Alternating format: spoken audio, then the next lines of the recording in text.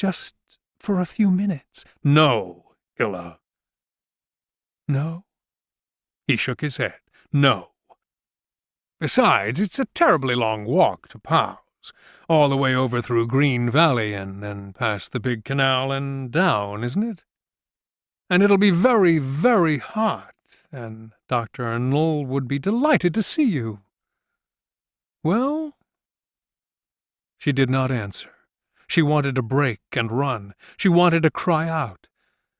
But she only sat in the chair, turning her fingers over slowly, staring at them expressionlessly, trapped. "Illa," he murmured, "you will be here, won't you?" "Yes," she said after a long time. "I'll be here." "All afternoon?" Her voice was dull. "All afternoon." Late in the day, Dr. Null had not put in an appearance. Illa's husband did not seem overly surprised.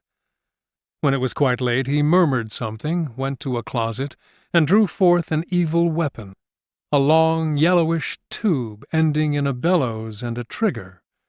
He turned, and upon his face was a mask, hammered from silver metal, expressionless, the mask that he always wore when he wished to hide his feelings, the mask which curved and hollowed so exquisitely to his thin cheeks and chin and brow.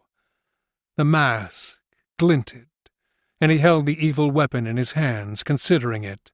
It hummed constantly, an insect hum. From it hordes of golden bees could be flung out with a high shriek, golden, horrid bees that stung, poisoned, and fell lifeless like seeds on the sand. "Where are you going?" she asked. "What?" He listened to the bellows, to the evil hum.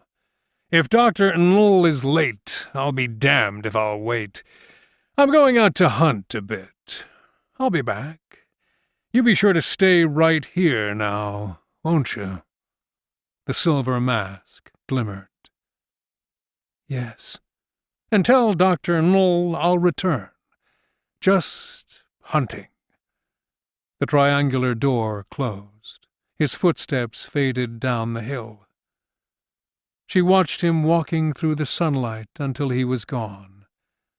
Then she resumed her tasks with the magnetic dusts and the new fruits to be plucked from the crystal walls. She worked with energy and dispatch, but on occasion a numbness took hold of her, and she caught herself singing that odd and memorable song, and looking out beyond the crystal pillars at the sky. She held her breath and stood very still, waiting. It was coming nearer. At any moment it might happen.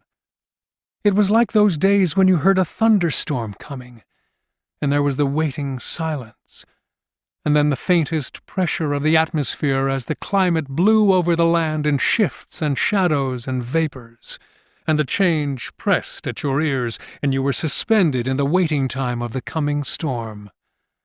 You began to tremble. The sky was stained and colored. The clouds were thickened. The mountains took on an iron taint. The caged flowers blew with faint sighs of warning. You felt your hair stir softly. Somewhere in the house the voice clock sang, "Time, time, time, time," ever so gently, no more than water tapping on velvet. And then the storm. The electric illumination, the engulfments of dark wash and sounding black fell down, shutting in forever. That's how it was now. A storm gathered, yet the sky was clear. Lightning was expected, yet there was no cloud.